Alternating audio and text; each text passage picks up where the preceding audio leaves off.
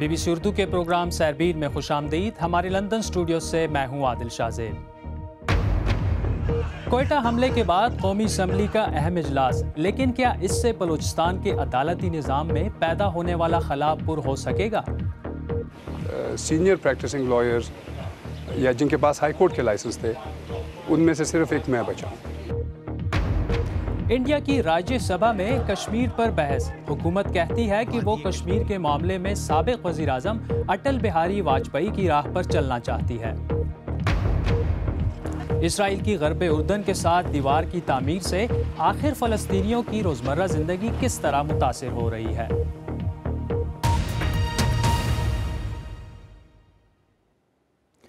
آج Balochistan high court میں press conference کرتے ہوئے سپریم کورٹ بار ایسوسی ایشن کے صدر سید علی ظفر نے حکومت سے مطالبہ کیا کہ وہ 15 دن کے اندر وکلاء کے قاتلوں کو قوم کے سامنے لائیں۔ ان کا مزید کہنا تھا کہ حکومت ہلاک ہونے والے وکلاء کے خاندانوں کے لیے 1 کروڑ جبکہ زخمیوں کے لیے 50 لاکھ روپے کا اعلان کرے۔ بلوچستان میں وکلاء کا کہنا ہے کہ پیر کو ہونے والے حملے میں سینئر وکلاء کی ایک بڑی تعداد ہلاک ہوئی۔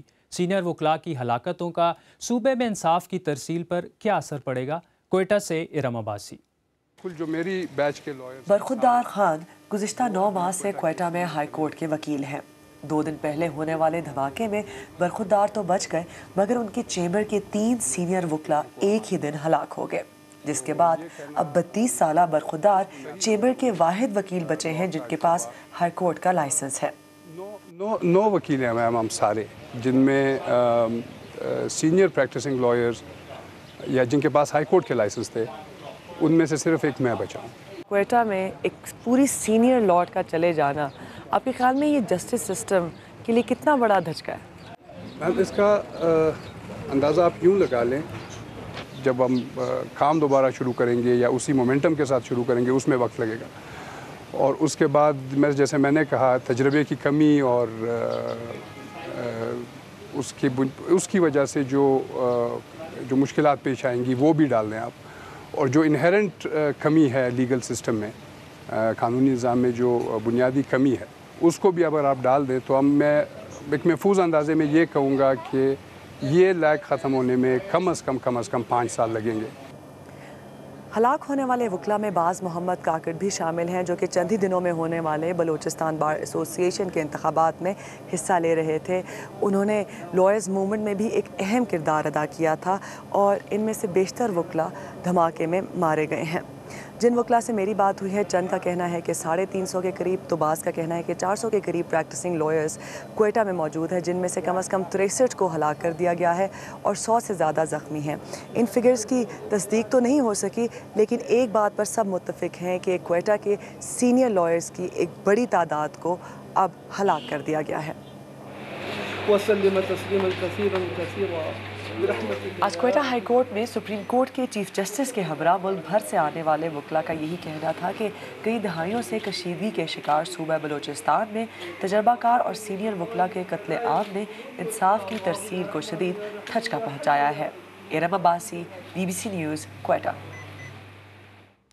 کوئٹہ حملے کے بعد آج پہلے نواز شریف کی سربراہی میں نیشنل ایکشن پلان کے بارے میں ایک میٹنگ ہوئی، جس کے بعد پارلیمان کے سیشن کے دوران وزیراعظم کی موجودگی میں وزیر داخلہ چودھری نثار نے پارلیمنٹ کو بریفنگ دی، لیکن اس میں کوئٹہ حملے کی تحقیقات کے بارے میں کوئی نئی معلومات فراہم نہیں کی گئی۔ نیشنل ایکشن پلان اور ملک میں امن و امان کی صورتحال پر دیکھتے ہیں کہ سوشل میڈیا پر کیا رد عمل ہے۔ محمد مندوخیل لکھتے ہیں، یہ صرف پلان بناتے ہیں، پلان پر عمل کرنے والا کوئی نہیں ہوتا، یہ سب حکمران آگے دوڑ پیچھے چھوڑ والے ہیں، 7 دن بعد یہ سب اس سانحے کو بھول جائیں گے۔ محمد آوان لکھتے ہیں، آپریشن سے شدت پسند چھپ گئے، چونکہ سہولت کار موجود ہیں اس لیے اب بھی وہ حملہ کر لیتے ہیں اور ابھی تک کوئی خاص فرق نہیں پڑا۔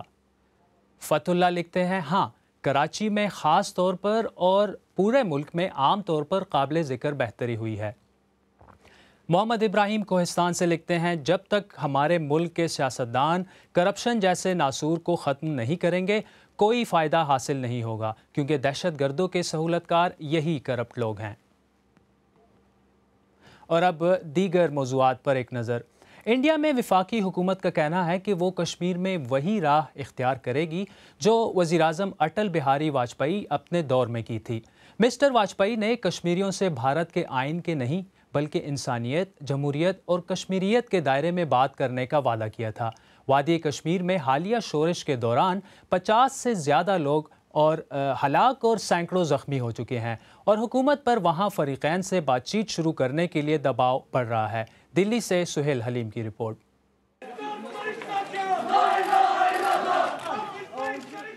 وادی کشمیر ابال پر ہے اور وہاں جاری کشیدگی کی بازگشت آج پارلیمان میں بھی سنائی دی۔ آپ کا کام آگ لگانا ہی رہا، آپ کا کام اور کچھ نہیں رہا، اور یہ بھی آخری آگ لگا کے جا رہے ہیں۔ آپ جب سے آپ کے قدم پڑے آگ لگ گئی وہاں۔ وجہ نہیں بتانا چاہتا تھا آج کی، مت مجبور کیجئے مجھے وہ بات کہنے کے لیے جس کی وجہ سے آگ لگی۔ یہ جو پیلٹ گن ہے، میں آپ سے بنتی کروں گا اس صدن کو کہ اس کو تتکال آپ کوئی دوسرا راستہ نکالیے۔ آپ گولی مار دیجئے لوگوں کو، لیکن یہ پیلٹ باکس جو ہے وہ ٹھیک نہیں ہے۔ میں مانتا ہوں کہ گولی کسی قیمت پر کسی کو نہیں چلنا چاہیے، لیکن یہ گولی سے بھی خراب ہے۔ عمر بھر انسان جو ہے گھچٹ کے جیے۔ جواب میں حکومت نے کہا کہ وہ اس راستے پر چلے گی جو سابق وزیر اعظم اٹل بہاری واجپئی نے اختیار کیا تھا۔ انسانیت، جمہوریت اور کشمیریت۔ انہوں نے کہا جمہوریت کا راستہ ہی، یہ جمہوریت کا راستہ یہ بات چیت کا راستہ ہے، سمواد کا راستہ ہے، لوک تنتر کے اصلوں کا راستہ ہے۔ منگل کو وزیر اعظم نریندر مودی نے پہلی مرتبہ کشمیر کے حالات پر اپنی خاموشی توڑتے ہوئے بات چیت کا اندیا دیا تھا، لیکن ابھی یہ واضح نہیں ہے کہ اگر بات ہوگی تو کس سے۔ سہیل حلیم، BBC نیوز، دلی۔ عراق کے دارالحکومت بغداد کے ایک ہسپتال میں لگنے والی آگ کے نتیجے میں 11 بچے ہلاک ہو گئے ہیں۔ عراق کی وزارت صحت کا کہنا ہے کہ بغداد کے یرموک ہسپتال کے بچوں کے وارڈ میں آگ منگل کی رات لگی۔ اس واقعے میں دیگر 19 بچوں کے زخمی ہونے کی اطلاع بھی ہے۔ حکام کے بقول آگ بجلی کے شارٹ سرکٹ کی وجہ سے لگی۔ تقریباً 2000 ایسی دستاویزات سامنے آئی ہیں جن میں ناورو جزائر پر آسٹریلوی حکومت کی جانب سے پناہ گزینوں کے لیے بنائے گئے حراستی مراکز میں خواتین اور بچوں کے ساتھ ہونے والے ناروا سلوک کی تفصیلات سامنے آئی ہیں۔ برطانوی اخبار گارجین کی جانب سے شائع کی گئی ان دستاویزات سے معلوم ہوتا ہے کہ پناہ گزینوں کے خلاف تشدد روزمرہ کا معمول تھا۔ ریپبلکن جماعت کے صدارتی امیدوار ڈونلڈ ٹرمپ کے اس بیان پر سخت تنقید کی جا رہی ہے جس میں انہوں نے اپنے حمایتوں سے کہا تھا کہ وہ اپنے اسلحہ رکھنے کے حق کا استعمال کرتے ہوئے اپنی حریف ہلری کلنٹن کو روک سکتے ہیں۔ اس بیان کے بعد ٹرمپ پر اپنے حامیوں کو تشدد پر اکسانے کے الزامات لگائے گئے ہیں۔ BBC نے ایسی تصاویر حاصل کی ہیں جن میں پہلی بار برطانیہ کی اسپیشل فورسز کو شام میں دیکھا جا سکتا ہے۔ یہ اس بات کا ثبوت ہے کہ برطانوی خصوصی دستے اعتدال پسند باغیوں کے ساتھ مل کر دولت اسلامیہ کے خلاف جنگ میں حصہ لے رہے ہیں۔ برطانوی فوجیوں کی شناخت خفیہ رکھنے کے لیے ان تصاویر میں ہم نے ان کے چہرے ظاہر نہیں کیے ہیں۔ کوئنٹن سمرول کی رپورٹ پیش کر رہے ہیں اطہر کاظمی۔ یہ شام میں لڑنے والے برطانوی فوجیوں کی پہلی تصاویر ہیں۔ ان میں برطانوی اسپیشل فورسز کو شامی باغیوں کے ساتھ مل کر نام نہاد دولت اسلامیہ سے لڑتے دیکھا جا سکتا ہے۔ دولت اسلامیہ کے خطرے کے پیش نظر برطانوی فوجی جدید اسلحہ لے کر یہاں آئے ہیں۔ BBC کی جانب سے حاصل کی گئی یہ تصاویر جون کے مہینے کی ہیں جب دولت اسلامیہ کی جانب سے اعتدال پسند باغیوں کے اس اڈے پر ہونے والے حملے میں 9 باغی مارے گئے تھے۔ الطناف پر دولت اسلامیہ کا ایک خودکش حملہ۔ اس شہر پر پہلے دولت اسلامیہ کے شدت پسندوں کا قبضہ تھا اور وہ اس پر دوبارہ قبضہ کرنے کے لیے پرعزم ہیں، لیکن باغیوں نے ان کی اس کوشش کو ایک بار پھر ناکام بنا دیا ہے۔ باغی افواج کے ترجمان جو اپنی شناخت ظاہر نہیں کرنا چاہتے برطانوی فوجیوں کی شام میں موجودگی پر رائے دینے کے لیے تیار نہیں ہیں، لیکن برطانیہ کی جانب سے ملنے والی فوجی مدد کا اعتراف کرتے ہیں۔ ہمیں برطانیہ اور امریکہ کی جانب سے فوجی تربیت فراہم کی جا رہی ہے۔ ہمیں پینٹاگون کی جانب سے ہتھیاروں کے علاوہ مکمل فضائی مدد بھی مل رہی ہے۔ یہ اس فضائی مدد کے مناظر ہیں، الطناف میں امریکی جنگی جہاز دولت اسلامیہ کے ایک اور ہدف کو نشانہ بناتے ہوئے۔ برطانیہ کی وزارت دفاع نے اسپیشل فورسز کی ان تصاویر پر کسی قسم کی رائے دینے سے انکار کر دیا ہے۔ روایتی افواج کے برعکس اسپیشل فورسز کو محاذ جنگ پر تعینات کرنے سے قبل پارلیمان کی اجازت کی ضرورت نہیں ہوتی۔ اگرچہ ان فوجیوں کی تعداد کم ہے، لیکن یہ دولت اسلامیہ کے خلاف جنگ میں اہم کردار ادا کر رہے ہیں۔ بی بی سی اردو کے پروگرام سیربین کے اگلے حصے میں چلیں گے غرب اردن اور دیکھیں گے کہ وہاں اسرائیل کی جانب سے دیوار کی تعمیر سے فلسطینیوں کی روزمرہ زندگی کس طرح متاثر ہو رہی ہے، اور جبرالٹر میں غاروں کے ایک سلسلے کو عالمی ورثہ کیوں قرار دیا گیا ہے۔ بی بی سی اردو کے پروگرام سیربین میں ایک بار پھر خوش آمدید۔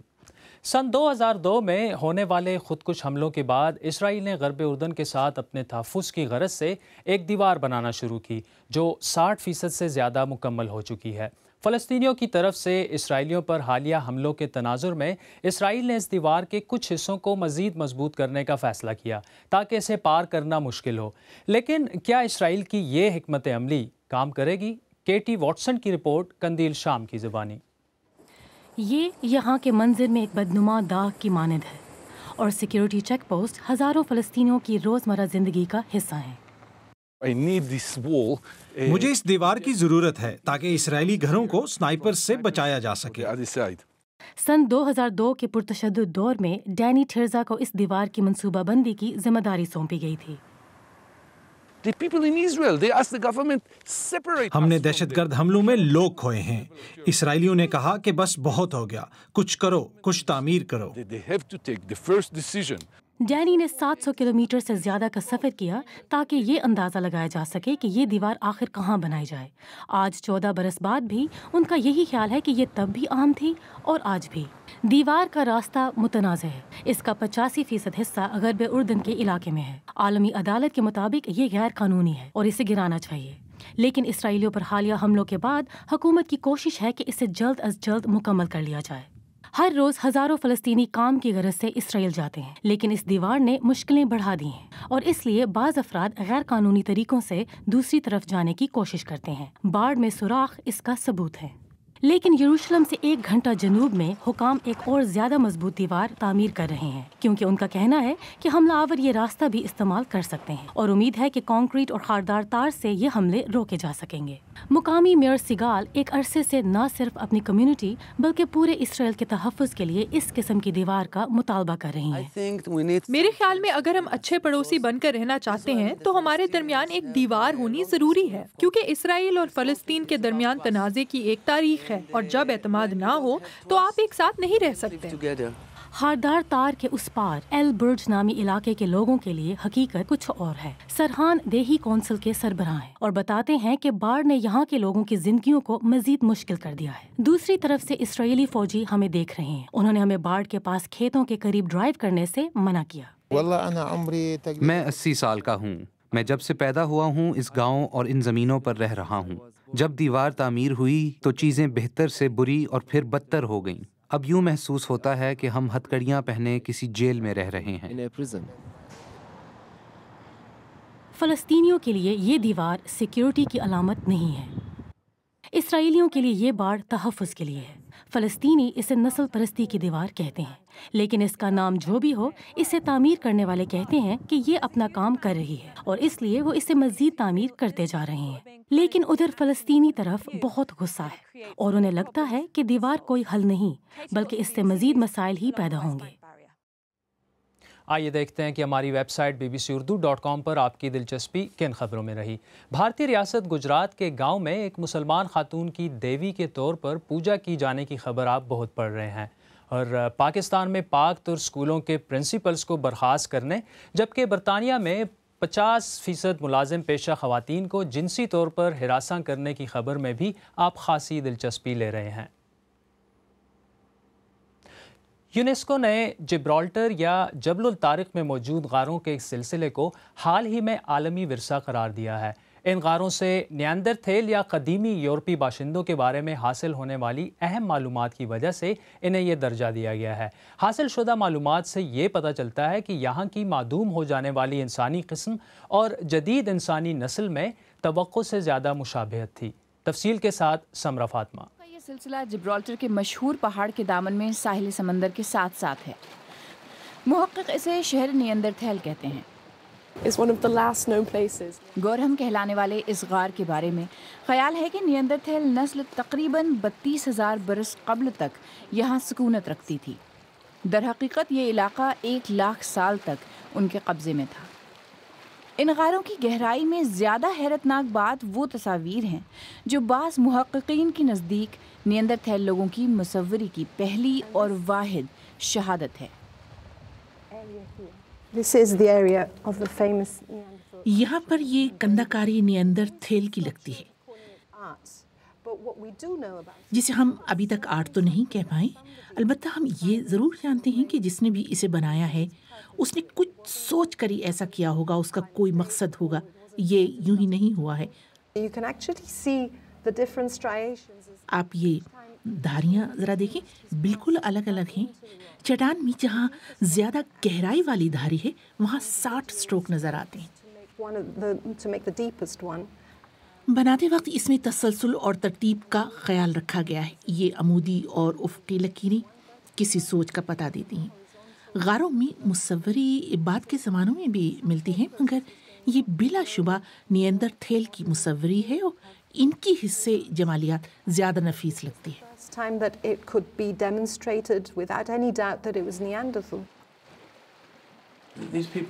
یہ لوگ یہاں تھے، وہ الگ الگ ہوں گے، ان کی ثقافت اور سوچ مختلف رہی ہوگی، مگر وہ انسان تھے۔ ان غاروں کو اندر سے دیکھنے سے لگتا ہے کہ یہاں رہنے والے خاصی حد تک ہم جیسے ہی تھے، ان میں اور ہم میں بس زمانے کا فرق ہے۔ اگر آپ یہ رپورٹ یا آج کا پروگرام دوبارہ دیکھنا چاہیں تو ہمارے YouTube چینل پر آئیے، پتہ ہے youtube.com/BBC اردو۔ اگر آپ ہمارا پروگرام موبائل پر دیکھتے ہیں تو ہم نے آپ کے لیے ایک خصوصی موبائل پلے لسٹ بھی تیار کی ہے جو ہمارے YouTube پیج پر موجود ہے۔ اگر آپ چاہیں تو مجھ سے اور ہمارے ٹیم کے دیگر ساتھیوں سے ٹویٹر پر بھی رابطہ کر سکتے ہیں۔ میرا ٹویٹر ہینڈل ہے @عادل_شاہ_زیب۔ اس کے ساتھ ہی سیربین اختتام کو پہنچا۔ پروگرام میں پیش ہونے والے موضوعات پر اگر آپ اپنے خیالات کا اظہار کرنا چاہیں تو فیس بک، ٹویٹر حاضر ہے۔ عادل شاہ زیب کو اجازت دیجیے، خدا حافظ۔